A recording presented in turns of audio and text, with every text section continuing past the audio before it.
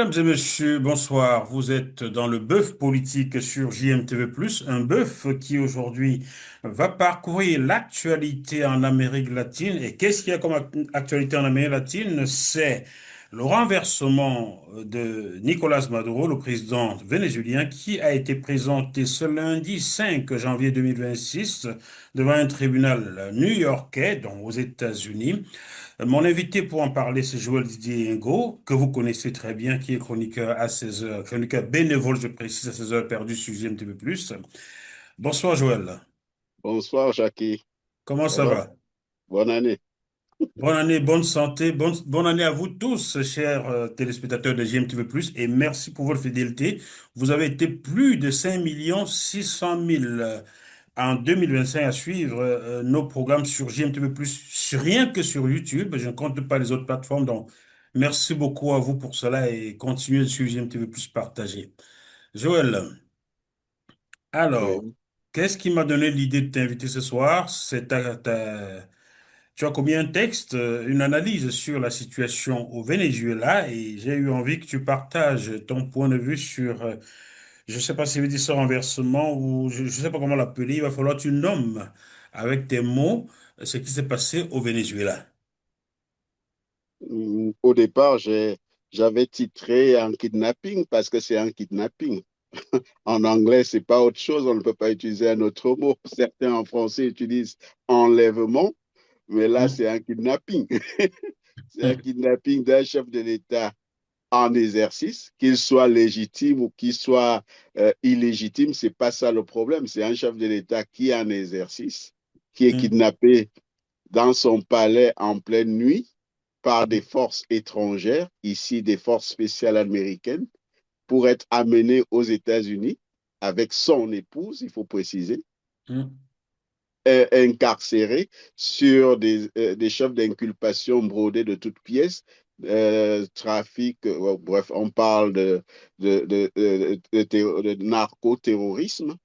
Et certains trouvent ça à essayer d'expliquer, mais en fait, il n'y a pas d'explication sur un simple plan juridique et de droit international. Il n'y a aucune explication qui vaille, pour être tout à fait honnête. Finalement, on a fait un pas en arrière, non? Le droit international sert-il encore à quelque chose, Joël? Il ne faut pas. Le droit international est un cadre dans lequel, depuis au moins 1945, parce que 1945, après la Deuxième Guerre mondiale, on a été plus ou moins d'accord sur le cadre qu'on s'était fixé, notamment le droit international, sur tout ce qui est intervention des puissances étrangères dans les affaires, immixtion des puissances étrangères dans les affaires intérieures des États.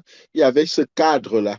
Mais et il existe encore, même si on voit qu'il est rogné tous les jours et qu'il est à son, à sa plus, certains essaient de nous dire tous les jours que, en fait, c'est la loi du plus fort qui prime.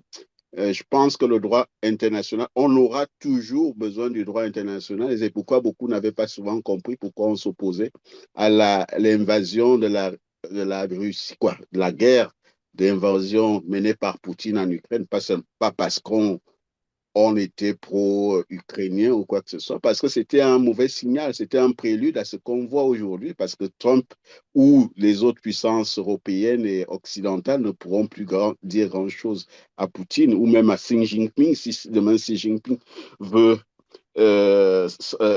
occuper Taïwan Et comme il a voilà. fait. Personne ne pourra plus lui dire grand-chose. C'est ça le problème. Mais le droit international est un cadre. Prenons-le comme un cadre qui protège les États, notamment les États les plus fragiles et les plus faibles par rapport à ce qu'on appelle, ce qu'on est en train de voir, la reconstitution des grands empires, en fait. C'est ça qu'il faut se Hum. dire. Alors, on a invoqué, comment on appelle ça, le traité Monroe. Mhm. Monroe 2.0 donc renouvelé à la sauce de Trump. Peux-tu Mhm. expliquer à l'enfant qui fait CM2 ce que ce traité Monroe stipulait et quand est-ce En qu'il a fait, été mis sur pied? En fait, ce que les gens souvent ne se rendent pas compte, c'est que les États-Unis ont une doctrine diplomatique, en fait, dans laquelle s'inscrit ce qu'on appelle la doctrine Monroe. C'est-à-dire, Mhm. nous, on vient d'Afrique, ou d'Afrique noire francophone, on a toujours, dans notre hémisphère, on s'est toujours contenté de regarder ce qui se passe avec la France-Afrique. Mais Mhm. il faut savoir que l'Amérique centrale, l'Amérique latine ont souvent été sous la botte, pas sous la botte, sous la menace directe des différents gouvernements américains. Ça ne commence pas avec Trump, hein. Ça, c'est Trump sûr. paraît juste comme quelqu'un qui est impulsif et qui est à sa façon. Mais c'est une vieille doctrine, en fait. La doctrine Monroe veut dire quoi? C'est que les États-Unis considèrent en fait leur arrière-cour d'Amérique centrale et d'Amérique latine comme étant leur espace d'influence La et où chasse ils peuvent gardée. leur chasse gardée et où ils peuvent faire tout ce qu'ils veulent, s'accaparer des richesses, changer des gouvernements, dire, décider de qui doit gouverner ou qui ne gouverne pas. Pour faire simple, c'est ça. En fait, derrière la doctrine Monroe, il faut aussi voir toute une histoire. C'est-à-dire que il y a eu des années où c'était juste de l'interventionnisme pour les grandes compagnies américaines. Mhm. J'ai essayé de relater ça dans l'article que tu as publié. Mais Mhm. après, elle s'est mue dans ce qu'on appelle l'opération Condor au Chili, lorsque Pinochet. Pinochet est arrivé, la dictature de Pinochet est arrivée et que Allende a été destitué. Mhm. C'était ce qu'on appelle l'opération Condor, qui a aussi éliminé beaucoup de leaders progressifs en Amérique centrale et en Amérique latine, où les États-Unis, à travers Henry Kissinger, plaçaient des gens qui faisaient allégeance, en fait, à la diplomatie américaine. Quand on dit diplomatie américaine, c'est une diplomatie économique, en fait. C'est ce que Mhm. vous avez vu Trump dire quand il dit tout le monde a un peu ricané, mais Trump le dit avec ses mots. Trump considère en fait que une partie de l'Amérique centrale et de l'Amérique latine, notamment la proximité directe au Venezuela, c'est la chasse gardée des États-Unis. Et Mhm. qu'ils doivent reprendre, comme il a dit, nous devons reprendre le contrôle de notre pétrole, parce qu'ils considèrent que le pétrole vénézuélien est une propriété américaine. Et là aussi, il y a une longue histoire. C'est que, pour couper court, l'arrivée de Chavez, en fait, aux Oui. États-Unis, Mhm. au Venezuela, Au a été Venezuela. pour les Américains un véritable choc parce que Chavez a fait sous une nationalisation en fait Mhm. de l'extraction, de tout ce qui concerne l'extraction, la commercialisation du pétrole vénézuélien, a fait à ce que les grandes compagnies pétrolières américaines qui sont Exxon et Chevron Mhm. perdent en fait cette forme de Le, monopole le qu'ils avaient. monopole. Ouais. Mhm.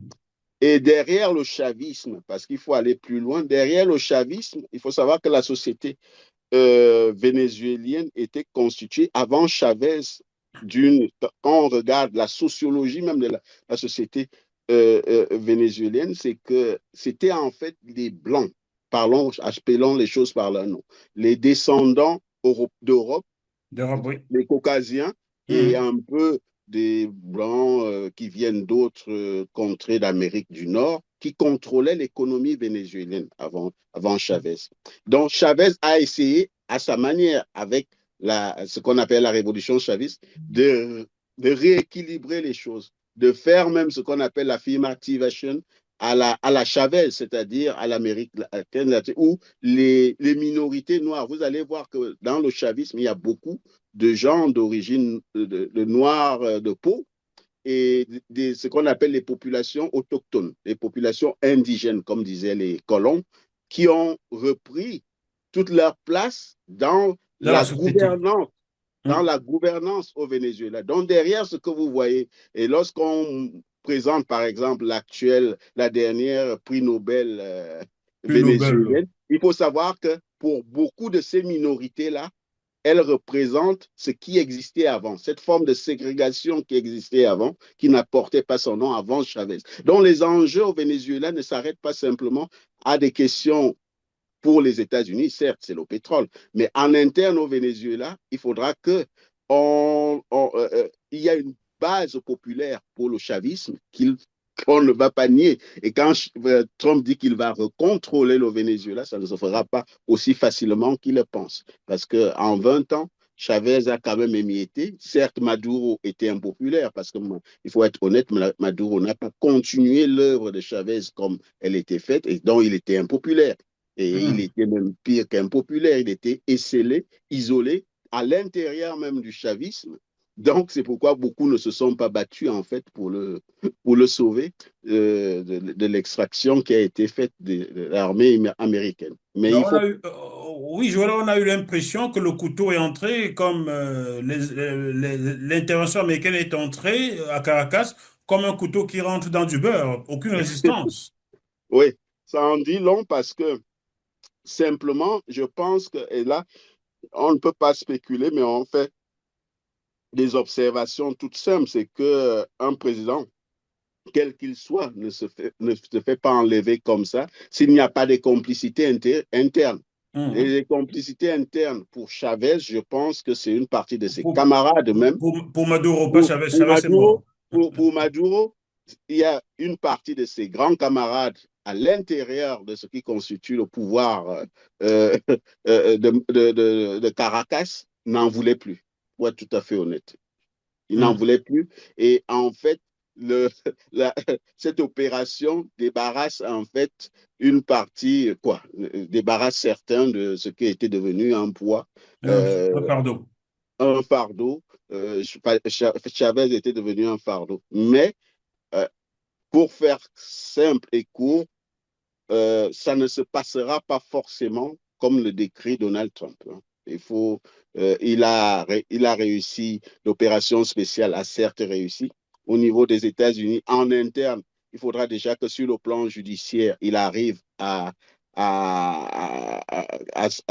on fasse à ce que les chefs d'inculpation deviennent véritablement, qu'ils puissent, là, il est passé aujourd'hui, il a plaidé non Mhm. coupable, mais ce Mhm. sera un long processus. Viendra après se greffer le droit international. Est-ce qu'on a le droit sur le plan international d'enlever un chef de l'État en exercice? Ça ne se fait pas. Le droit international en cas de l'immunité d'un chef de l'État. Donc, vous ne pouvez, même quand vous poursuivez un chef de l'État, il faut que ce soit dans un cadre bien délimité. Mhm. C'est-à-dire qu'il jouit d'une immunité qui est d'une immunité d'abord lié au fait qu'il soit encore en exercice. Et Mhm. quand il est même plus en exercice, il faut que ce soit dans un cadre soit interne à l'État où il est poursuivi, ou alors si c'est sur le plan international, ce soit une cour comme on le voit avec la Cour pénale internationale. La seule exception que j'ajoute, c'est que la Cour pénale internationale, elle peut juger un chef de l'État en cours d'exercice de son mandat. C'est ce qu'on voit quand on a inculpé Netanyahou dernièrement. La Cour Mhm. pénale internationale émet un mandat d'arrêt. Il peut être arrêté par tous les pays qui sont membres du pacte de Rome. Ça Ah c'est bon, quelques exceptions. mais la France est bien membre de cette pacte-là, non? Je crois bien. Oui, la France est membre oui, oui, du statut de Rome, pas du pacte, du statut de Rome D'accord. qui crée la Cour pénale internationale. Et la France peut, au nom de ce traité, de ce statut de Rome, interpeller Benjamin, je prends Benjamin Netanyahu, hein, je pouvais Mhm. aussi prendre quelqu'un d'autre. À chaque fois qu'il foule le sol français, il est susceptible d'être Ou, arrêté. ou les airs français Ou aussi, les non? airs, oui, ou Mais il est les bien airs. passé par la France récemment, là. Mais bon, Et ça il est c'est... passé dernièrement parce qu'il est tracé actuellement. Chaque fois qu'il vole, survole la France, il est tracé. Il est Mhm. passé dernièrement lorsqu'il est allé en Floride voir Trump. Il est passé par le sud de la France. Donc, il est suivi. C'est Et la pour France dire n'a que, rien fait. Bon. bon, Revenons. on va revenir dessus sur une autre fois. Maintenant, on est sur le Revenons sur le Venezuela. Venezuela, ça Oui. m'intéresse. Alors, les États-Unis sont coutumiers de ce genre de fait. Noguera au Panama, c'était en quelle année encore là? 1990?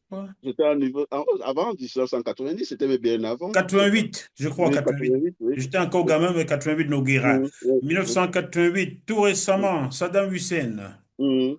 Kadhafi, Mhm, Laurent Gbagbo, il y avait aussi la main de Obama derrière, là, mhm, outre. mhm, Alors, à chaque fois, on nous resserre le même repas.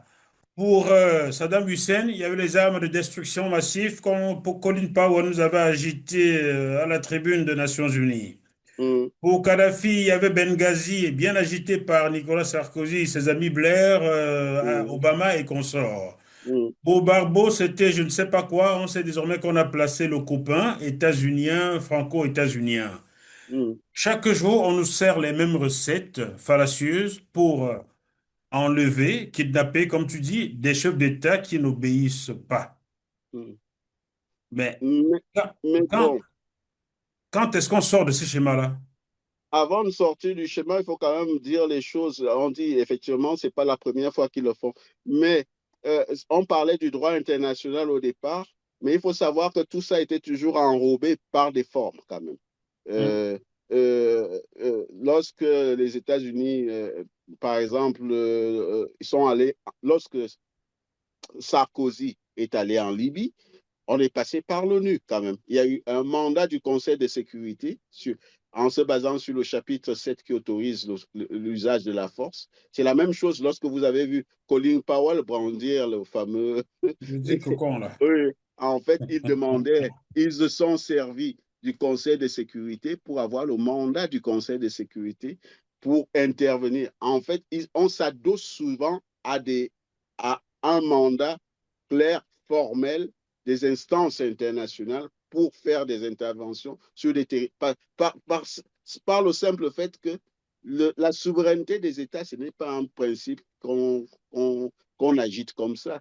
L'intégrité territoriale des États, on ne l'agite pas non plus comme ça. Du jour au lendemain, chacun peut décider, comme l'a fait Trump, d'aller d'organiser à partir de sa résidence de Miami une excursion chez Paul Biya ou une excursion chez Sassou et une autre ailleurs. Mais il faut encadrer ça. Donc jusque-là, et même Bush, les autres ont toujours respecté au moins les formes. Cette Hum, fois-ci, la vraie différence, c'est qu'il n'a pas mis les formes. Et quand il ne met pas les formes comme ça, il faut savoir qu'en interne aux États-Unis, c'est pourquoi je dis les choses ne sont pas encore aussi, ne sont pas terminées. Parce qu'en interne, il aurait au moins pu saisir ou consulter le Sénat américain. Il ne l'a pas fait. Deuxièmement, il aurait dû à ce, s'il ne consulte pas le Sénat américain, au moins il passe par le Conseil de sécurité des Nations Unies où il hum. demande explicitement un mandat sur l'application du chapitre 7 d'aller faire ce qu'il est allé faire au Venezuela. Il n'a pas fait tout ça, ça s'est fait en pleine nuit, il a pris un chef. Donc, je dirais sur ce plan, où tu vois très bien que les choses ne seront pas aussi faciles qu'il le dit ou qu'on pense. En plus, le contexte international a changé. C'est-à-dire que depuis les années 90, à aujourd'hui, tu vois très bien qu'on Hum, est dans un multilatéralisme hum, assumé. On hum, a le Grand Sud où la hum. Chine est la locomotive. Ce n'est pas juste une locomotive de, De de, façade. de passage. Ça veut dire qu'elle a des intérêts, y compris au Venezuela, qui font que la Chine n'est pas dans une logique de confrontation directe. Ce n'est pas sa culture. Mais il faut savoir que ses intérêts directs au Venezuela ne peuvent pas être aussi empiétés que veut le faire Bon. Trump sans qu'elle ne réagisse. Elle va Hum. forcément réagir à sa façon. Avec les bons On comprend. avec les bons de trésor américains, sur les bons de trésor américains. Elle a plusieurs possibilités. Mais ce qu'il faut dire, c'est que pour restituer les choses par rapport au Venezuela, c'est qu'on Hum. parle toujours beaucoup d'Amérique, d'Arabie Saoudite, mais le Venezuela, on l'a déjà dit ces jours-ci, le Venezuela sont les premières réserves mondiales de Oui, pétrole. oui, tout à fait. Plus de 300 20% des réserves mondiales mondiales. prouvées, hein, pas, Prouvé. pas Prouvé, prouvées, oui, oui. c'est le Venezuela. Oui, Et il tout à s'est fait. passé que le serpent s'est presque mordu là, parce que à force de prendre des sanctions contre le Venezuela, en fait, est devenu majoritairement le principal client du Venezuela, C'est la c'est Chine. devenu la Chine. Hum, Et, et en annexe, ses partenaires pour l'extraction, pour les techniques d'extraction et tout ça, c'est la Russie et même l'Iran.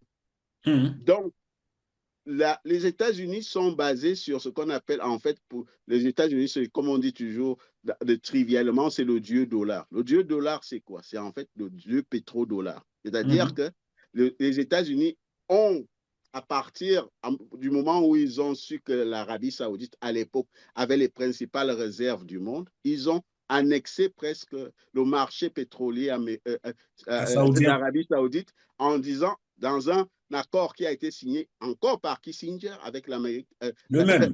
Toujours. l'Arabie saoudite, en leur disant, votre pétrole, vous allez que le vendre en dollars. En dollars, oui.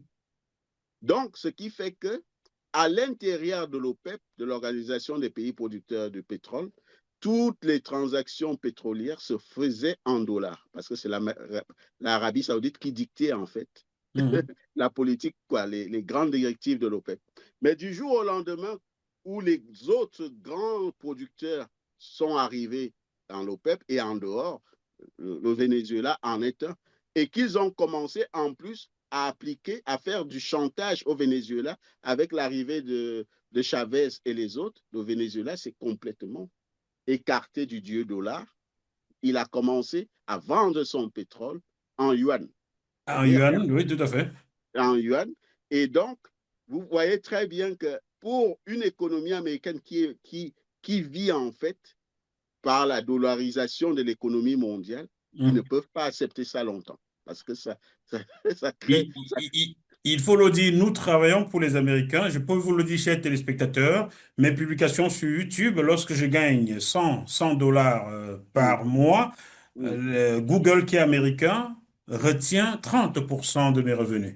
Donc, nous mm. travaillons tous pour les Américains, en Oui, fait, en quelque c'est la sorte. dollarisation de l'économie mondiale qui s'effrite petit à petit. Et c'est pourquoi tu vois aussi qu'ils en veulent aux BRICS énormément. Parce que les Hmm. BRICS, c'est, c'est pourquoi je dis le contexte n'est plus tout à fait le même que lorsqu'on implémentait la doctrine Monroe au départ. Les enjeux Hmm. ne sont plus les mêmes. Les acteurs ne sont plus les mêmes. Les grands acteurs ne sont plus les mêmes. La première économie mondiale, aujourd'hui, factuellement, ce ne sont plus les États-Unis, c'est la Chine. C'est la Chine.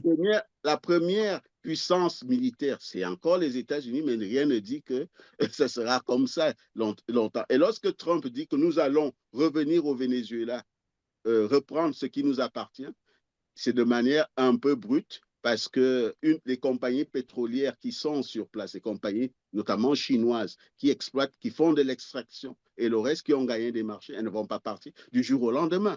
Et Hmm. par rapport au mécanisme du commerce international, on ne va pas remplacer Chevron ou Exxon directement, les Chinois par Exxon ou Chevron, ça ne va pas se faire. Bon, donc vous voyez, les paramètres ne sont plus tout à fait les mêmes. Trump Hmm. se trompe à la limite de monde. Moi, je pensais que dans la pression qu'ils faisaient à Maduro, Hmm. ils allaient arriver à un point où ils allaient négocier, essayer de négocier. C'est-à-dire que, mais là, Hmm.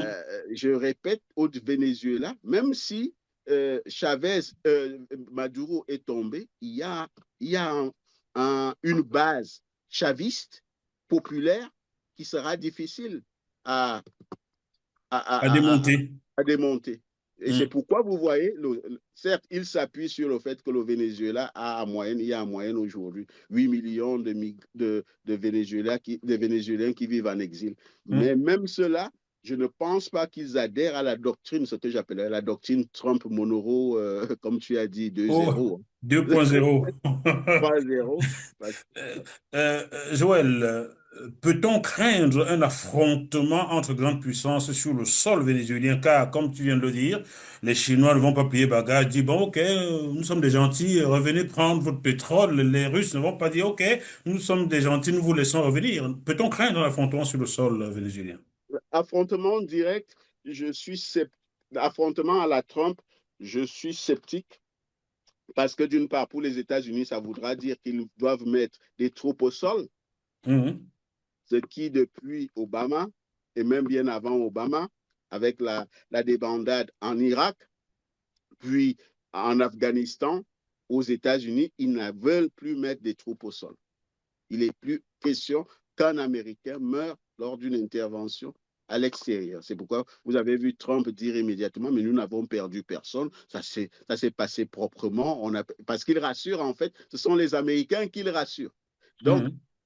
il faudra, s'il veut imposer Chevron, Exxon et les autres, qu'ils mettent des troupes au sol. Et vous avez vu que même s'il n'y a pas eu vacance du pouvoir au Venezuela, Ouais. Immédiatement, la Rodriguez. vice-présidente a été déclarée présidente par intérim. Il n'y a pas vacance de pouvoir au Venezuela. Pire encore, le pays a développé d'autres rapports avec d'autres pays, c'est-à-dire qui ne dépendent pas directement des États-Unis. Parce qu'ils savent très bien qu'il y a la théorie des dominos. Si le Venezuela tombe, Trump lorgne le Cuba et les autres. Et il a dit, il a eu le Et Cuba, il a il a déjà eu dit, la parce que lui, Colombie. il annonce sa couleur. Hum, Donc, personne ne va se laisser faire, personne ne fera comme veut Trump. En plus, en interne aux États-Unis, il est de plus en plus en difficulté parce qu'il cumule tellement de scandales tellement de qui font casseroles. que plus on va avancer avec les mi-termes qui vont arriver, il Hum, n'aura plus la même marge de manœuvre.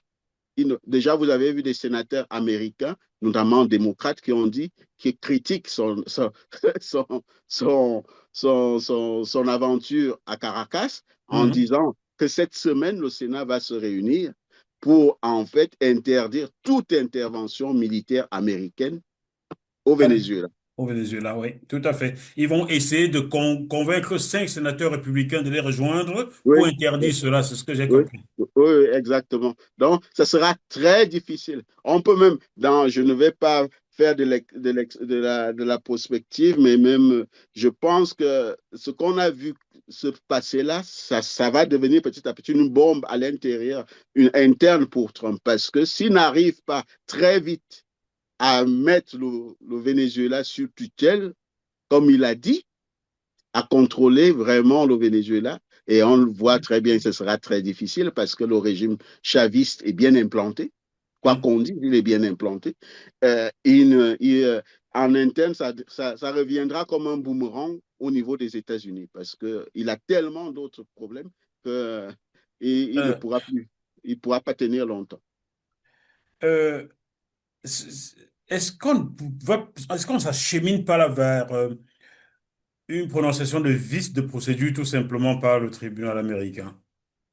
La bataille judiciaire qui s'ouvre, parce qu'il faut savoir que le tribunal, ce qui est marrant aussi, c'est que le tribunal de New York où Maduro est passé aujourd'hui, Nicolas Maduro, c'est le même tribunal que Trump avait traité de corrompu hein, quand quand il était, quand il était poursuivi et il a été condamné d'ailleurs.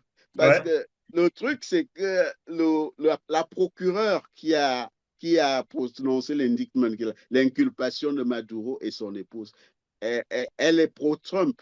Mais rien ne dit qu'au fil de la procédure judiciaire, le juge, lui, qui va instruire le dossier, qui va avec tout ce que ça représente sur le plan j'ai essayé d'expliquer sur le plan du droit international. On a violé l'immunité d'un chef de l'État en exercice. Parce que parfois, ces chefs d'État sont arrêtés, mais lorsqu'ils sont déjà, ils ne sont plus en exercice, ils ne sont plus en fonction. Mais là, il était en exercice, vous l'amenez de son pays à là, il faudra expliquer la violation du droit international. Aux États-Unis, ça a une valeur. Hein. Et il ne faut pas croire qu'on est dans un monde de shérifs ou qui. Non, c'est là où ça sera très difficile pour lui. Le truc, en fait, je pense qu'au fond, c'est Maduro, le départ de Maduro qui a arrangé beaucoup de gens. En fait, c'est ça. C'est lui qu'on a voulu éloigner du pouvoir. Maintenant, le plus dur commence parce que au Venezuela, ça ne va pas changer l'emprise du chavisme sur la gestion de la chose publique, de la chose politique. Aux États-Unis, vous voyez aussi très bien qu'au niveau des États-Unis, les gens manifestent. Les gens Oui, manifestent. Ce ne sont pas simplement des exilés vénézuéliens, ce sont des Américains qui les Américains, manifestent. oui, Donc, ils ça va se manifestent. compliquer. Ça va se compliquer. Ce que Ça les va grands se... médias ne montrent pas, mais bon, il y a un volet média. Oui. Dis-moi, Joël, d'ordinaire, les Américains éliminent de facto ce genre de récalcitrant, entre guillemets. On a vu le cas Saddam Hussein, on l'a fait pendre. On a vu Kadhafi, on l'a sodomisé, on l'a tué. Mais dans le cas de Maduro, je m'interroge, pourquoi ne l'a-t-on pas tout simplement éliminé? Les paramètres ne sont pas les mêmes. Les paramètres ne sont pas les mêmes. C'est-à-dire, Et le monde a changé. C'est pourquoi je dis le monde a beaucoup changé. Même depuis la mort de Kadhafi, le monde a changé. Parce que Maduro, qu'on le veuille ou pas, était un président en exercice en Amérique latine où les gens, il faut aussi comprendre ça, les chefs d'État sud-américains sont vent debout contre l'administration Trump. Vous avez vu la Colombie, Mhm. vous avez Lula au Mhm. Brésil, Au sans Brésil. compter tous les autres. Ils sont vent debout. Donc, je ne pense pas que l'élimination physique de Maduro était une option. Non, je pense qu'il voulait faire une démonstration de force à la Trump en pensant que ça allait tellement sidérer et tétaniser les autres qu'ils allaient se taire et Mais non. tomber. Mais non, ça a plutôt l'effet inverse. Maintenant, c'est le plus dur. On rentre là maintenant sur le plan procédural à New York, dans une vraie justice. Hein. Ce n'est pas une justice aux ordres. Il a fait son truc. Maintenant, il va devoir expliquer. Il va devoir notamment apporter des éléments par rapport au chef d'accusation qu'il a allégué, parce que les chefs d'accusation de narcoterrorisme, on ne sait pas ce que c'est. Et deuxièmement, il faut savoir que Trump vient juste, il y a quelques jours, de gracier un ancien chef de l'État sud-américain qui, lui, était vraiment inculpé et en détention pour narcotrafic hein, aux États-Unis. Mhm. Il a, il a gracié. Il a Gassi pour le remplacer par Maduro. Donc, c'est là où on dit qu'il n'est pas cohérent et il agit suivant ses instincts. Et même, je lisais encore un papier aujourd'hui où certains, et là, ce sont des économistes qui disaient, mais quelles sont les compagnies, est-ce que les compagnies américaines, Exxon, Mobil ou Chevron, lui ont explicitement dit qu'il agisse à leur nom? Parce qu'il les met en difficulté là, sur un plan du droit commercial international. Tu vois, c'est très compliqué. Mais je pense qu'il agit suivant son. C'est là où tu vois qu'il n'est. Le Trump 1 était entouré de conseillers qui tenaient la route, mais le Mhm. Trump 2, c'est simplement entouré de laudateurs et des gens, des bénis oui-oui, qui font Mhm. que, en fait, tout ce qu'il fait, il le fait, il se lève le matin, il va sur son, En son, golf, hein? son golf, ou Ah. alors, et il vient publier après, parce qu'on a su l'enlèvement de Maduro à travers son réseau social. Il a son réseau social à lui.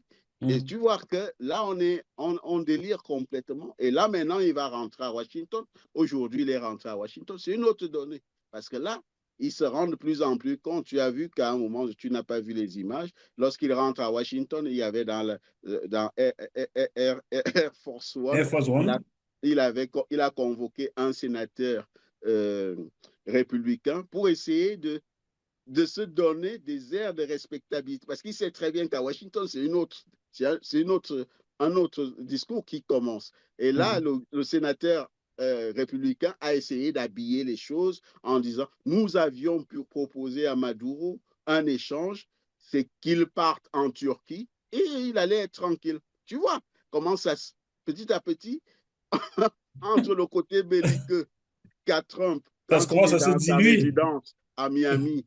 Et les choses vont se compliquer. Ça se dilue. Oui. Parlons maintenant des différentes réactions dans le monde. Et quand on parle du monde, toi et moi sommes en France. Commençons par Emmanuel Macron, qui au départ était un peu belliciste et a béni cet enlèvement de Maduro. Mais face aux critiques de l'extrême gauche comme de la droite, on a entendu Mélenchon, on a entendu Dominique de Villepin que j'ai republié sur Mm, jmtvplus.com. Il a mm. mis un peu d'eau dans son vin aujourd'hui, le Macron. Il commence à dire que la forme n'a pas été celle qu'il fallait. Que penses-tu de cette double casquette, cette double réaction de Macron qui se contredit désormais? Je pense que Macron a réagi comme un certain nombre de chefs d'État européens qui se sont complètement affaissés, et je ne dis pas plus pour être Hum, poli. hum, Pourquoi ils le font? Parce qu'ils pensent que en, en caressant Donald Trump dans le sens du poil, ils pourront sauver l'aide des États-Unis à l'Ukraine. C'est Ah en fait bon? ça. Ah Ouais, bon? oui. C'est que on ne veut pas trop froisser Trump pour au moins préserver l'aide directe en termes de renseignement surtout des Hum, États-Unis dans la guerre entre l'Ukraine et la Russie. Donc, ils sont obligés, à la limite, de ravaler, y compris les principes de droit international, pour ne pas sembler énerver Trump, qui, c'est en fait ça. Mais le problème, et Dominique de Villepin l'a très bien expliqué, c'est qu'en fait, ça ne sert à rien parce qu'ils perdent des deux côtés.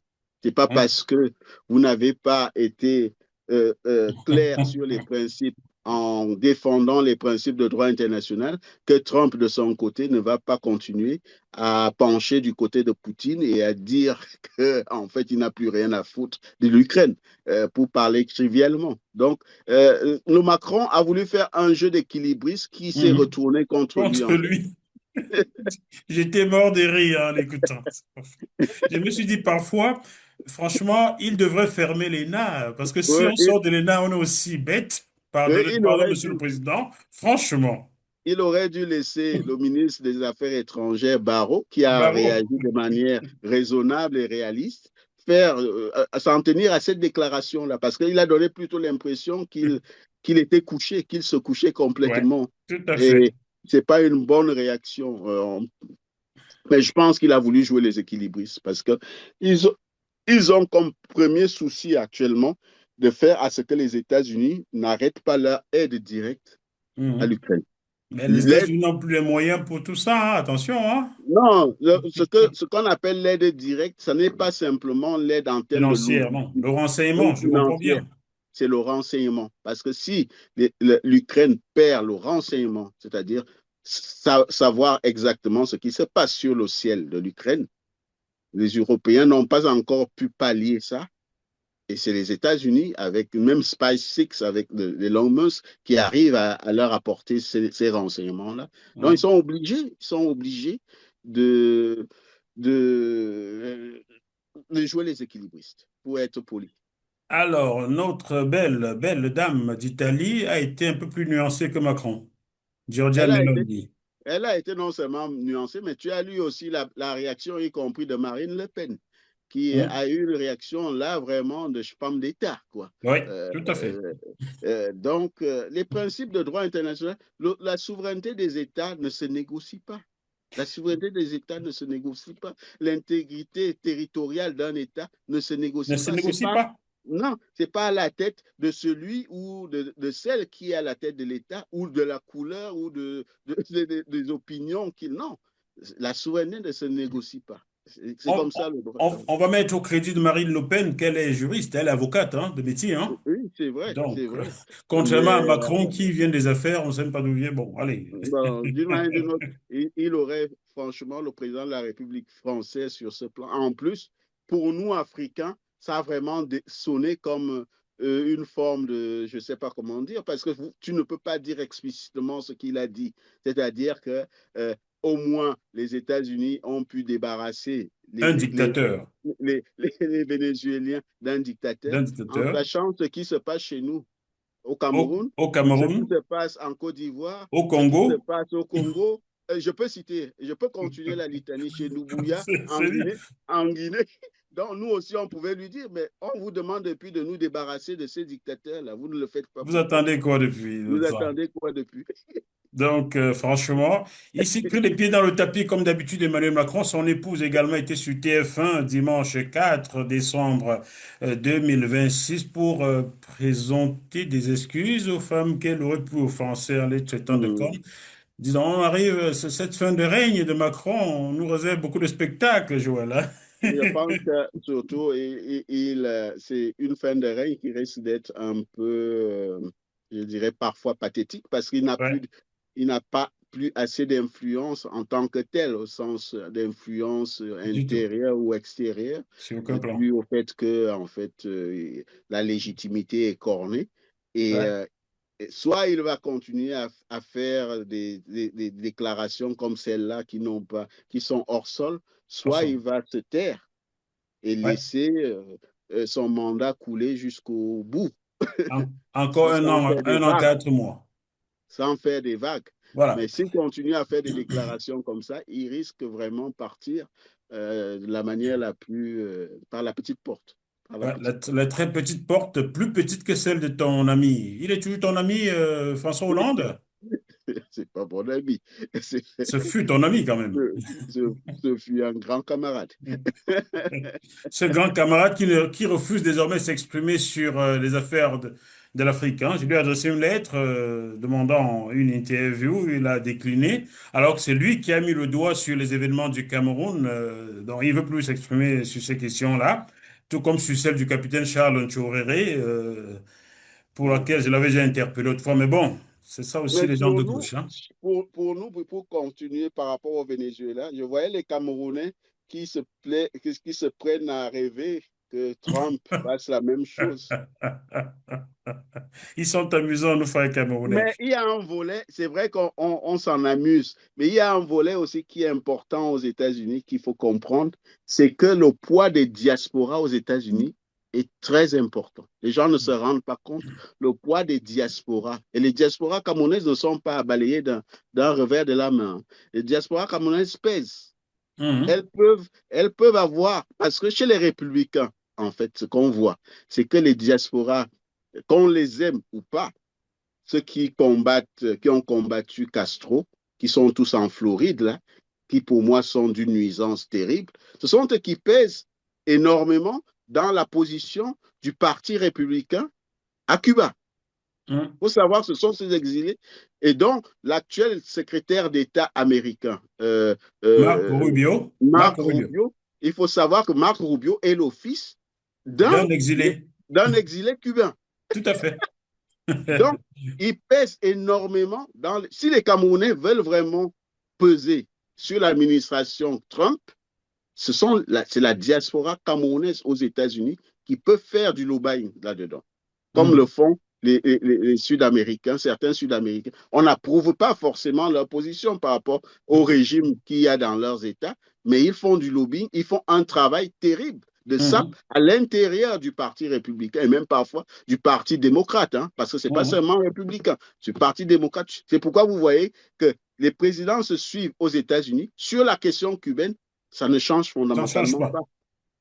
C'est le conseil que je donnais à mes camarades originaires d'Afrique lorsque je fus élu UMP. Je leur disais, sortez des églises et des salles de fête. Oui, oui, Intéressez-vous à la politique, car sans oui, politique, on change vos vies et oui. même vos pays. C'est pas en faisant des fêtes ou des églises. Mais ils ne Mhm. comprennent rien. Bon, allez. Et là, on en rit, certes, mais il ne faut pas en rire parce que on, euh, nous, on passe le temps comme activistes et comme à faire une pression qui est une pression, certains disent soft, c'est-à-dire à mettre toujours les Occidentaux et les dirigeants occidentaux devant leurs contradictions. Le Mhm. deux poids, deux mesures. Mhm. Le Il n'y deux avait poids, pas, deux mesures. on ne donnait pas des armes létaux aux Oui, Maliens, mais dès que oui. la question ukrainienne s'est posée, on a sorti toutes les Oui, armes. les Deux poids, deux Camerounais mesures. sont en droit de dire à Trump, puisque tu évoques le fait que tu veux restaurer La Maduro démocratie. était un président illégitime qui a tué les siens, qui a tué des opposants, qui a emprisonné des opposants. Chez nous, là, qu'est-ce qui vient de se passer Qu'est-ce qui depuis vient de se le 12 passer? octobre? Mhm. C'est ça. Il faut savoir Mhm. manier et ramener et mettre ces gens devant leurs contradictions. Et en Revenons, plus, ouais. et je termine là-dessus, en plus, ce qu'il faut savoir, ce qui est terrible avec Trump, qu'on aime ou qu'on n'aime pas, il est quand même intervenu dernièrement au Nigeria, soi-disant pour Mhm. protéger les Des chrétiens. chrétiens. Ah ben, dis-moi, est-ce que les Vénézuéliens sont des musulmans? Non, non, non, c'est pas la même question, Ah, c'est pas la même d'accord, c'est problématique. pas la même question. C'est pas Géométrie la même variable. Bien. problématique. Revenons sur les réactions, celle de la Chine, par exemple, face à ce kidnapping, comme tu le dis, de Maduro. Qu'as-tu pensé de la réaction chinoise? Elle est égale aux Chinois, c'est-à-dire que les Chinois ne vont pas, ils se sont adossés. En fait, ce qui est vraiment significatif actuellement, c'est que les rôles s'inversent. C'est la Chine maintenant qui défend le multilatéralisme sur la scène internationale. C'est la Hmm. Chine qui est porte-parole maintenant du droit international, qui défend même l'ordre international et le droit international sur la scène internationale. C'est là où tu vois quand même qu'on est en plein basculement. Et Trump va accélérer un basculement qu'on pensait être de long terme, c'est-à-dire la prise la déconnexion en fait entre l'hémisphère occidental et le Grand Sud est en train de se faire. Et le Grand Sud, dont la Chine est la locomotive, est en train, même sur le plan diplomatique, de, de, de gagner, en fait. On a comme l'impression que l'Occident vit ces dernières années de suprémacisme et d'hégémonie d'antan. Et ce dont on assiste en fait aujourd'hui, c'est qu'il essaie de rattraper ce qui est irrattrapable en fait. Mm. Même si c'est dur, c'est sauvage, c'est brutal, mais en fait, il court après quelque chose qu'il ne peut plus arrêter. Mm. Et la Chine, tu vois, la Chine est mesurée dans sa réaction, mais elle sait que, en fait, au Venezuela, personne ne va contester la mainmise qu'elle a sur un certain nombre de secteurs. On a parlé de l'extraction pétrolière, le fait qu'elle soit le premier client du Venezuela. Il faudra sur ce plan que Trump, en fait, enlève tout le monde. Parce que on ne va pas changer du jour au lendemain. Elle a les cartes en main, mais les gens pensent que c'est parce qu'elle ne réagit pas Mm. frontalement à Trump, elle ne fait rien. Mais non, elle est plus subtile que ça. Plus subtil. Plus subtile que ça. C'est le brut et le malin, quoi. Oui, exactement. Elle est plus subtile que ça. Sachant même qu'à l'intérieur des États-Unis, tu as vu depuis que Trump a décrété sa hausse des fameux droits de douane, comment ça s'est passé. Une catastrophe. C'est une catastrophe. Vous ne Catastrophe. pouvez pas décréter des droits de douane comme ça contre votre principal, en Fournisseur. fait, votre principal, c'est même pas partenaire, en fait, parce que Oui. non seulement un partenaire, mais aussi Un un concurrent. créancier. Mais aussi un créancier direct parce qu'il a les plus grands nombres de bons de trésor De bons du trésor américains. américain. Donc, c'est compliqué.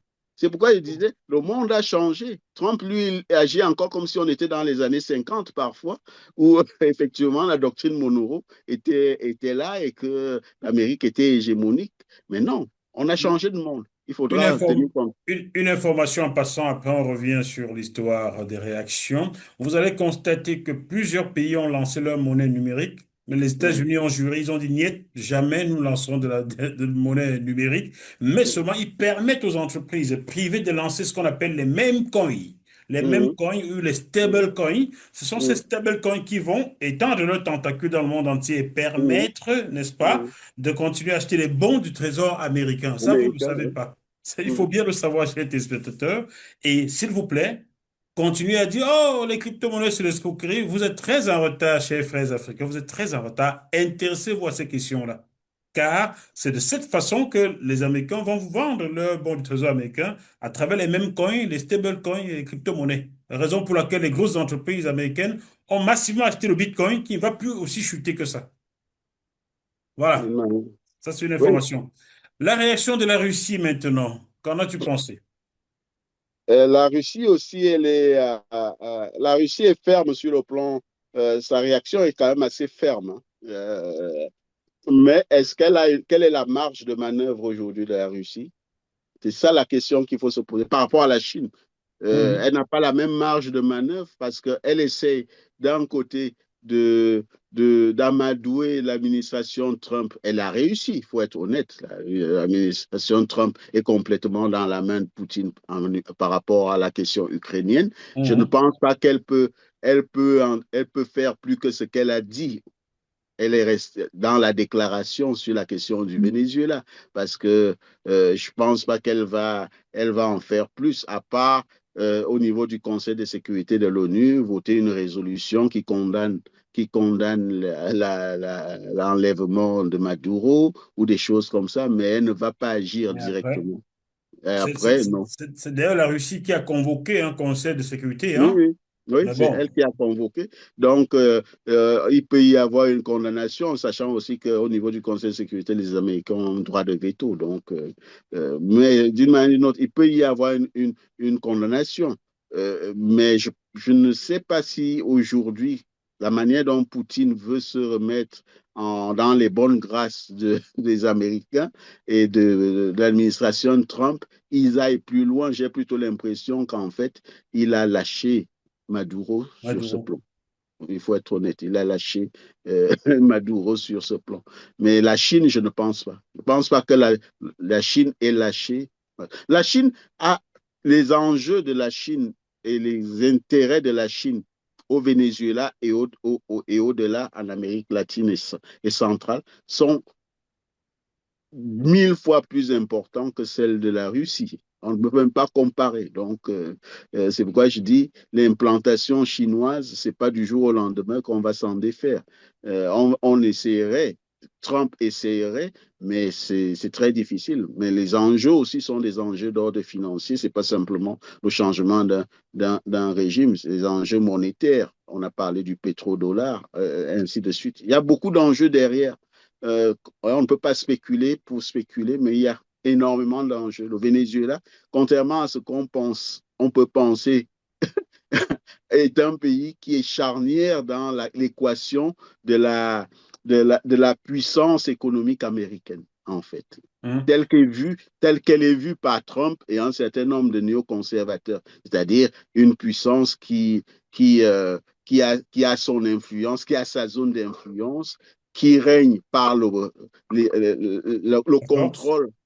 contrôle qu'elle a sur les ressources pétrolières et gazières mondiales. Parce que si ils arrivent effectivement à mettre la main sur les réserves vénézuéliennes, il y a autre chose qu'il y a derrière. Ça veut dire que ils vont sur le Moyen-Orient et l'Iran notamment laisser tout.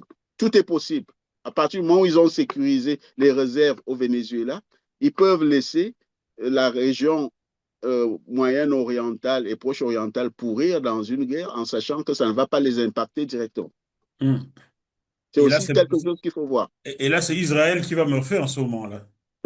Et meurent feu ou pas, ils vont laisser faire. C'est-à-dire qu'ils ont peur que le problème l'autre donnée dont on ne disait pas assez, c'est que une intervention en Iran, l'Iran qui a aussi énormément de réserves de pétrole, allait d'une manière ou d'une autre impacter les prix du pétrole. Hum. Et le fait que les États-Unis sécurisent une bonne partie des réserves pétrolières au Venezuela les mettait en fait moins en les mettrait en fait Moins dans le besoin. moins dans le besoin et moins impacté par une quelconque crise israélo-iranienne ou quoi que ce soit. Est-ce que tu évoquais il y a quelques minutes le fait qu'il va être extrêmement difficile pour les Américains de mettre à la porte les compagnies, les entreprises chinoises qui ont des contrats au Venezuela. Tu Mm. évoquais aussi le fait que Trump soit allé trop vite en besogne. Est-ce qu'il s'en est vite rendu compte? C'est pour cela qu'il a évoqué le cas de l'Iran tout récemment dans sa conf de presse. Oui, je pense qu'il s'en est rendu compte, mais comme il agit à l'instinct et presque, il est sans filtre maintenant. Je pense que, comme je disais, le Trump 2 est sans filtre parce qu'il n'est plus entouré de gens il se rend compte après Après. que C'est ça. les enjeux sont tout autres et il essaie de rectifier le tir. Mais trop tard. Mais il est souvent trop tard. Hmm. Parce que ça ne se passera pas forcément comme il a dit, nous y sommes, nous allons rester, c'est sous notre contrôle maintenant. Et il balaie même ce qui est quand même assez paradoxal. On aurait cru qu'il allait dire le président élu par les Vénézuéliens il y a un an Hmm. sur, après la forfaiture, et c'est après que Maduro a fait sa forfaiture électorale. On se serait attendu à ce qu'ils disent que c'est lui qui doit, Hmm. il balaie ça d'un revers de la main. La prix Nobel de la paix, il balaie d'un revers de la main. C'est là où tu vois que le type est en fait en pleine improvisation et, et ça ne sera pas facile. Ça ne sera pas facile. Parce que s'il y avait comme je disais au départ, s'il y avait une vacance véritable du pouvoir à Hmm. Caracas, ça allait être. Mais là, il n'y a pas de vacance du pouvoir à Caracas. Hmm. La marge de manœuvre n'est pas la même, n'est plus la même. N'en déplaise aux médias français, j'ai écouté aujourd'hui Barbara Lefebvre dans les grandes gueules sur un média, je peux citer RMC. Je me suis dit, j'aurais tellement aimé être sur ce plateau avec Abel Bouilly et Barbara Lefebvre pour lui dire, Madame, vous Mmh, délirez, vous vivez dans quel monde? Ils ouais. sont tous unanimes sur les médias français, c'est une très bonne chose. Maduro est tombé, maintenant les Vénézuéliens, ça va se réveiller, mais c'est On a C'est pas comme l'impression ça. qu'on a écrit un discours, on a remis à chaque intervenant sur les médias français. Il y a quand même des gens qui font de l'analyse. Tu as parlé de Dominique de Villepin. Il faut suivre Dominique de Villepin pour Bah ceux qui oui. veulent. Il faut suivre Dominique. Il y a même ton ami qui était qui est de rue 89, oui, qui est maintenant qui est éditorialiste pour les affaires internationales à France Inter le matin. Comment il C'est qui? s'appelle? J'oublie son nom. Mon Qui est, ami? ton confrère qui était qui avait rue 89. Oh, ça ne revient pas. Bon, ça Oui, viendra. oui, il est éditorialiste le matin à France Inter. Il faut suivre son édito de ce matin. Il est très, très explicite et très, Hein? très, très informatif là-dessus. Il y a des gens qui font de l'analyse, de la bonne analyse, sans rentrer dans des Des spéculations, fanfaronnades. néoconservatrices ou fascistes. Ça ne sert à rien. J'écoute Le mes monde a confrères, changé. je suis régulièrement mort de rire parce que je me dis, bon, nous ne devons pas, nous ne sommes sans doute pas dans le même monde parce que c'est, c'est le discours unique comme si Oui, on avait une oui. épée Damoclès sur la tête que tu dis le Oui, contraire, tu es mort. on est à nouveau dans un discours où tu as l'impression qu'en fait, on a rebasculé dans la confrontation des blocs. Hein? C'est-à-dire qu'il y a le bloc occidental et le bloc non occidental. Le bloc occidental, ils doivent nous faire avaler toutes les désinformations possibles. Hein? Et comme si tu regardais CNews du matin au soir ou Fox News aux États-Unis, malheureusement, ce n'est plus le monde tel qu'il rêve. Bon. Le monde a beaucoup changé.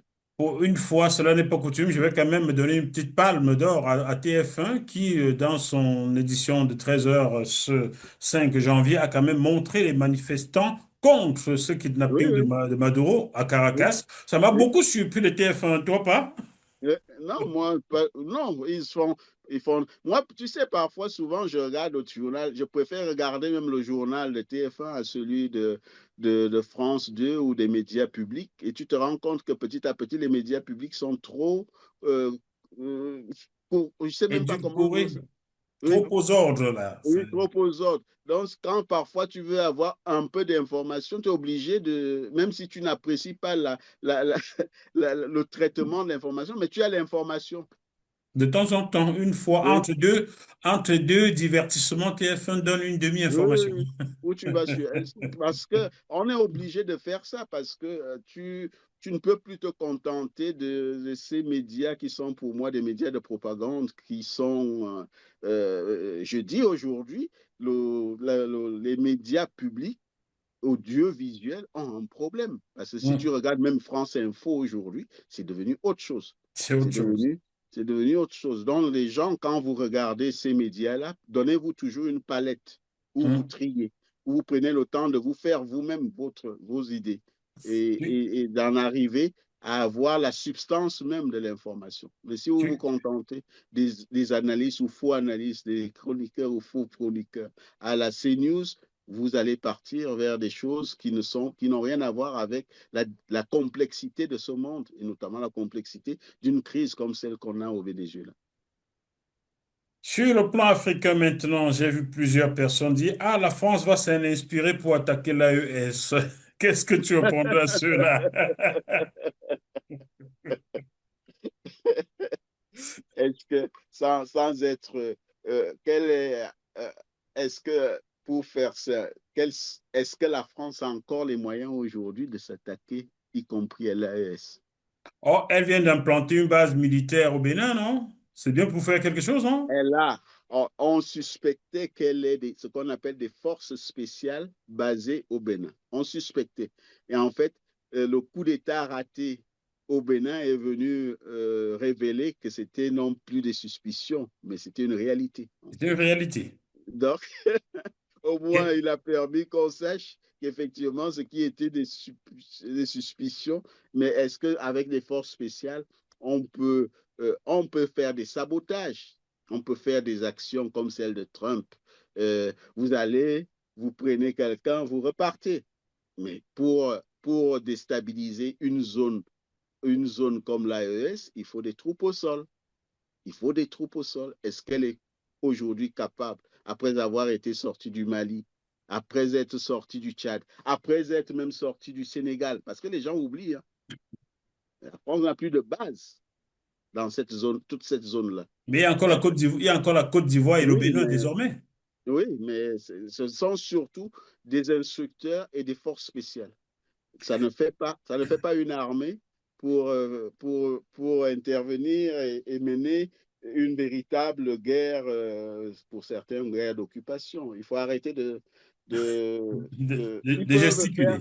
oui, de gesticuler. Ils peuvent faire comme on fait, comme ce qu'a fait Trump, des actions de sabotage ou faire à ce que, à travers eux, ils instruisent des gens qui vont prêter, qui vont faire. Je ne veux pas rentrer dans le complotisme, mais bon, elle n'a plus la force comme au temps où elle le faisait de, de Autant de Bob déstabiliser des Denard, pays quoi. entiers. Oui, elle n'a plus cette force-là, non, non. Juste une parenthèse, Joël. N'as-tu pas été surpris de voir Faure Gnassingbé se rendre au Kremlin tout récemment, il y a 2, 3 mois? Quelle lecture fais-tu de cette visite de Faure Gnassingbé, qui est le monsieur France-Afrique du coin chez Poutine? Je ne sais pas. Il faut savoir aussi que les chefs d'État africains, légitimes ou illégitimes, ont appris à jouer sur les différents bords, hein. Euh, ils jouent aussi à la manière les équilibristes, c'est-à-dire que ils ont compris que pour perdurer au pouvoir, il faut euh, multiplier les partenaires. Il faut multiplier les partenaires parce que être juste euh, l'allié indéfectible de Paris ne suffit pas. Hum, Ne suffit pas. Je pense que c'est ce que fait Fort en disant, comme il a dit lui-même, qu'ils ne sont pas tenus d'avoir qu'un seul partenaire. Il essaie de diversifier leurs partenaires euh, dans différents, et qu'ils avaient déjà des rapports depuis des années avec la Russie, comme le Cameroun d'ailleurs, ce que le Cameroun a aussi dit, hein, parce qu'on fait le même procès à tous les autres, hein. hum, Donc, le problème, ce n'est pas la Russie, le problème, c'est que nos États ont besoin véritablement en interne de régimes qui soient des régimes légitimes. Et hum, là, ce qui s'est passé au Venezuela doit être une leçon pour tous ces gens-là, pour tous ces dictateurs. Leur talon d'Achille, c'est leur illégitimité. hum. Parce que quand vous êtes légitime, vous avez vu Chavez qui était au Venezuela, même si Trump était là aujourd'hui, même si Chavez était encore en vie aujourd'hui, je ne pense pas que Trump aurait organisé ce qu'il a organisé contre Maduro lorsque Hum. Chavez était encore. Quand tu es légitime, la légitimité est vraiment quelque chose. On pense toujours qu'on nous traite d'être des, comment on dit ça au Cameroun, des subversifs, des apprentis sorciers, des choses Oui. comme ça. Hum. Mais quand tu es légitime, c'est ça Ton ta bouclier. muraille, Ton oui, bouclier, ta oui. forteresse en fait. Parce que quand tu es légitime, on ne va pas t'enlever comme ça, comme un vulgaire J'en veux président. pour preuve, Joël, hein. Tout Mm. récemment, un général américain, a tenu des propos subversifs contre Ibrahim Traoré, Oui, levé de boucliers au sein des États-Unis, même pour soutenir Traoré. exactement.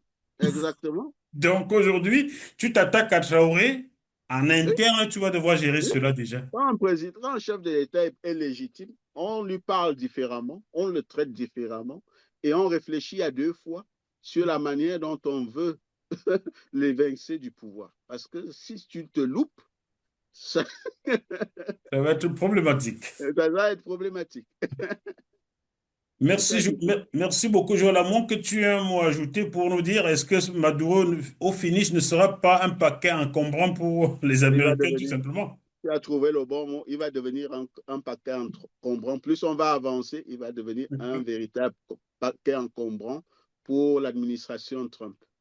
Il vaut mieux qu'il ne subisse pas le même sort que Milosevic, n'est-ce pas? Non, Milosevic, ce qu'il faut aussi dire, Milosevic est passé par la Cour pénale internationale. Ce n'était pas la Oui. même chose.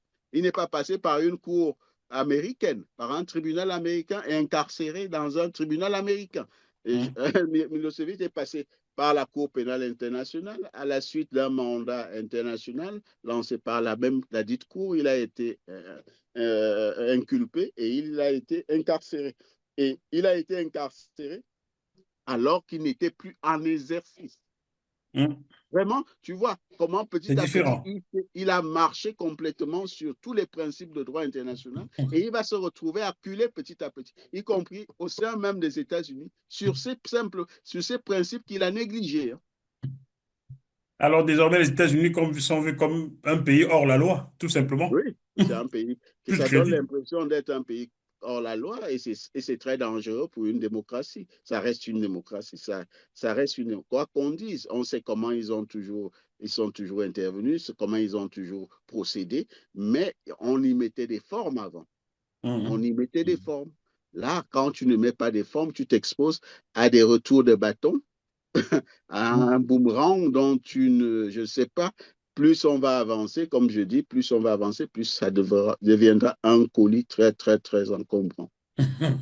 Maduro et son épouse, Merci. Cilia Flores, il faut bien préciser, elle est aussi là-bas. Donc, Très bien. en tout cas, passez une bonne soirée et bonne année à tout le monde. Merci beaucoup, Joël, et reviens souvent nous éclairer comme ça, parce que tu nous manques là. Je viendrai quand je peux. On fait comme ça. En tout cas, merci beaucoup, Jackie, T'en et à prie, je t'en bientôt prie. sur GMTV+. Merci beaucoup, chers téléspectateurs. J'espère que ce programme vous a plu. Revenez souvent demander, on vous en donnera. Voilà. Vous avez été plus de 5 600 000 rien que sur YouTube, hormis les pirateries, car je suis encore JMTV+, et encore piraté au Cameroun. Tout récemment, c'est la CRTV, la télévision nationale qui piquait mon émission avec Patrick Mboma pour faire son truc. Donc, hormis la piraterie, vous êtes quand même près de 6 millions à suivre GMTV+, en 2025. Merci beaucoup. Continuons comme ça. Un jour, on touchera le sommet. Petit à petit, sans corruption du tout. À très bientôt. Bye bye. Ce programme vous a été proposé par la super app Kezan.